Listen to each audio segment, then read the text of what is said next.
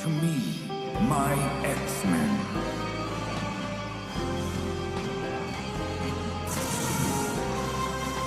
Alright, so it's been about a week since the X-Men castings have been announced at D23, at least the ones that they have officially announced yet. I know they're still casting more, but I kind of took the last week and just kind of processed my thoughts and opinions on everybody that's been cast, and I want to let you guys know where I'm kind of at this point in the process of pre-development for the X-Men movie.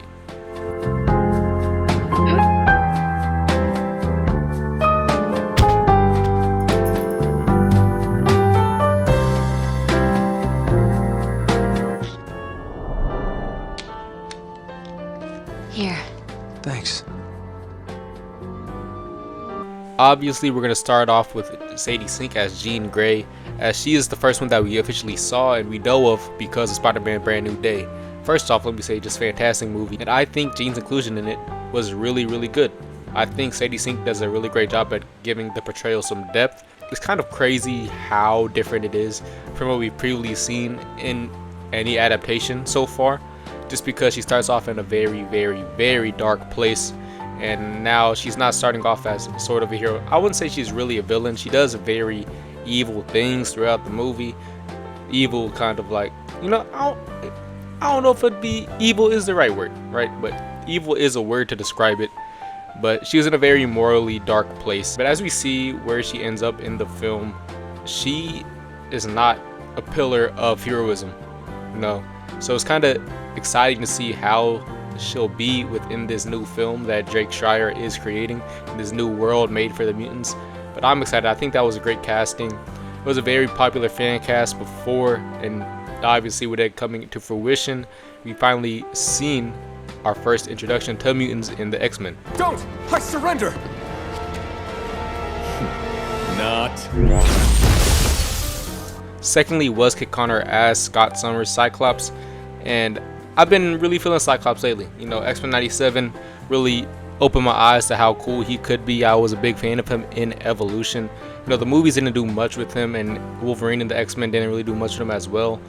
But I think Kit Connor is a really good casting. I really haven't seen anything that he's been in so far, but from what I've heard, because I think my brother watched Warfare and Heartstoppers, and he said he was really good in there, and I'm excited to see what he brings to the role. I think he definitely gives off that Scott Summers look.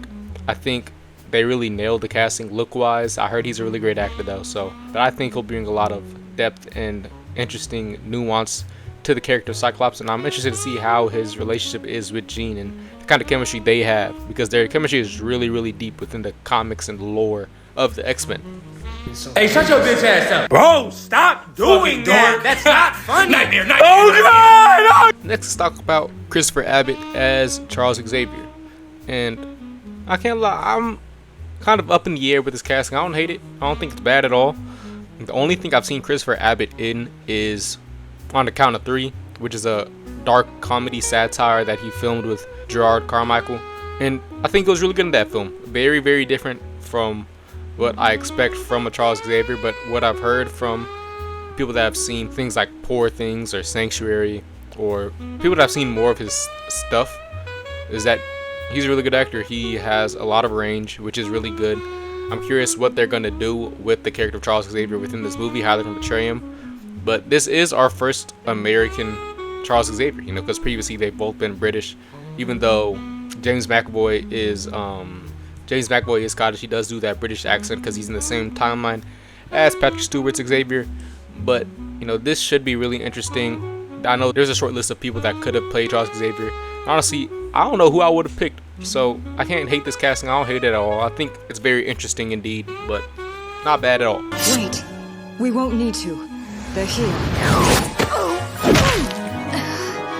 Before I get too far, let me go ahead and talk about Samira Weaving as Emma Frost. I think everybody agreed that this was a perfect casting.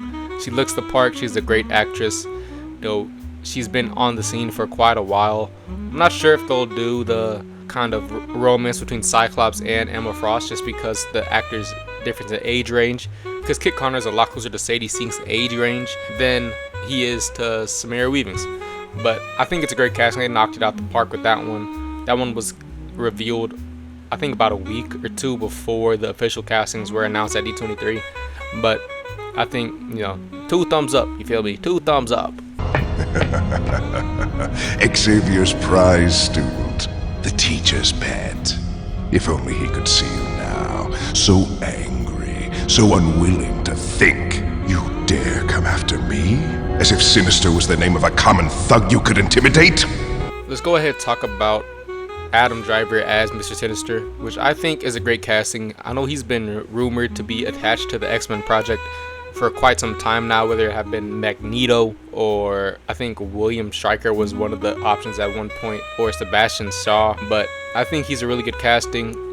Adam Driver is a fantastic actor, very popular from the Star Wars films. If you've seen things like Marriage Story, he could really portray the complexities of a character, and I'm really interested to see what he can do with the character of Nathaniel Essex. I'm curious to see what they're going to do with the backstory of Nathaniel Essex, whether he's connected to Cyclops or not, stuff like that. Because he's got to be kind of obsessed with the Scott Summers, Jean Grey kind of characters, in a sense. If you know, you know. I'm also curious to see if he has any kind of relationship with Apocalypse within this story. But we'll see what happens. I think that's a great casting. I think they nailed it on that front.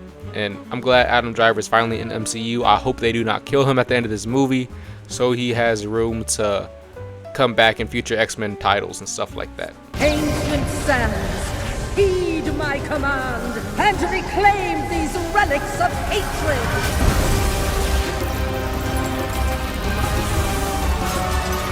Next, let's talk about Maya Boyd, but without just talking about her in the X-Men film, because I'm pretty sure she'll show up, but I'm more certain this was a Ryan Coogler decision, just because it's highly rumored and highly believed that she will appear in Black Panther 3, starring David Johnson, who I think is a fantastic cast for Black Panther, the new T'Challa. It's kind of weird because he's a little bit shorter, on the shorter side, compared to someone like Chadwick Boseman or someone like Damson Idris, who was heavily rumored to be the new Black Panther. But I think with the choice of Maya Boyd, her and David Johnson would be a really good pairing. I think could really see them being that kind of power couple like they were in the comic books at one point in time. And I think that she looks the part of Storm. I think she's a very beautiful woman, and I think she gives off the vibe of Storm. I haven't seen anything that she's been in, because what I've heard from other people is that she's predominantly a theater actress, and that's where they found her from. But kind of excited to hear that, kind of Marvel dipping in their unknown bag and trying to give these new upcoming actors a spot at stardom, which will be great. I think she'll do a great job. I hope she does a great job, and I'm interested to see what look they choose to provide for her. I know some people are really hoping that they keep her curly hair, which is very beautiful, but also some people are hoping that they give her the long white straight hair. But I know everybody's not trying to see that mohawk again.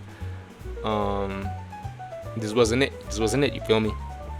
But I think it was a great casting. I'm interested to see what she does with that character.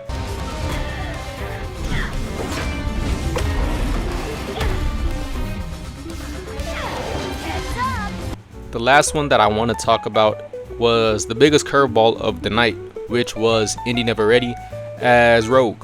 And honestly, I was not on board with it at first, just because there was a lot of rumors that she was on board to play Mystique, which I thought would have been really interesting, and I think she would have been really great in that role, and that's the role that she wanted, that she talked about before, I believe, on a podcast. And there were also heavy rumors that it was up in the air between Odessa Zion and Kaylee Spaney for the role of Rogue.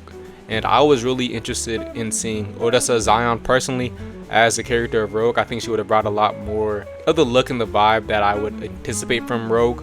And I really was interested in seeing Kaylee Spaney as Kitty Pryde. That was my fan cast for her. And what I've heard recently is that Kaylee Spaney is still in talks to join the X-Men cast. So, Kitty Pryde propaganda, the agenda is still alive. It's still pushing.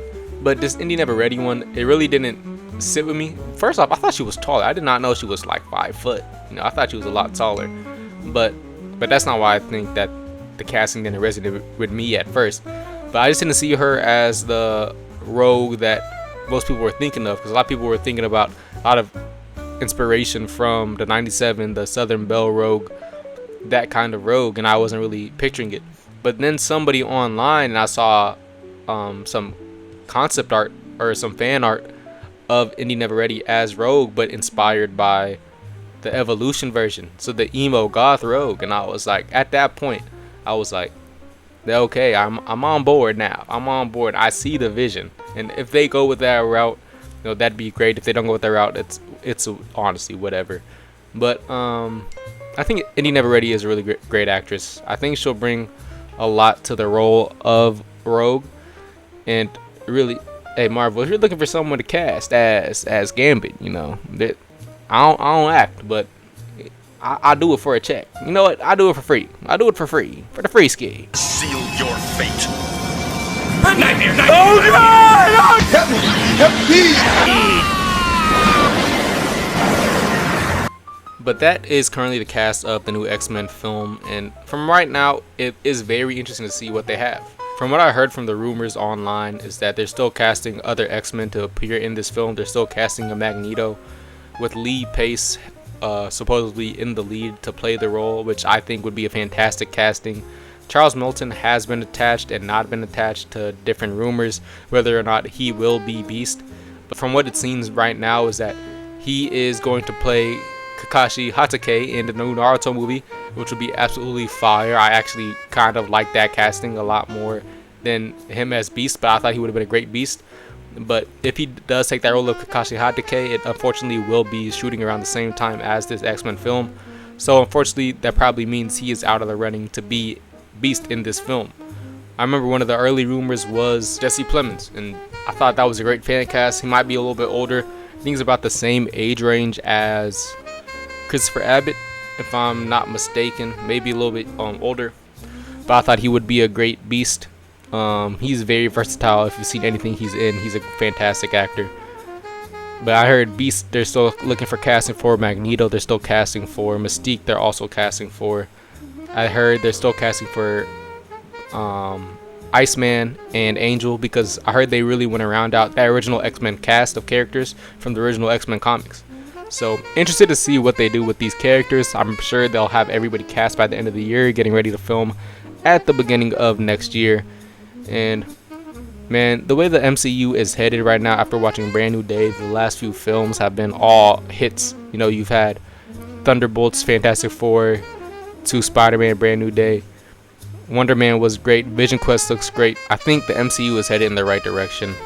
Curious to see how the reception to Doomsday is. Right now, it looks like their pre-sales for the tickets is doing very well, and it's going to make quite a bit of money, even though it might not be the greatest film in the Marvel Universe. You know, I honestly think this might end up being the worst Avengers movie, but that's a discussion for another day. Alright, thank you guys for watching this video. If you guys liked it, you know, go ahead and drop a subscribe.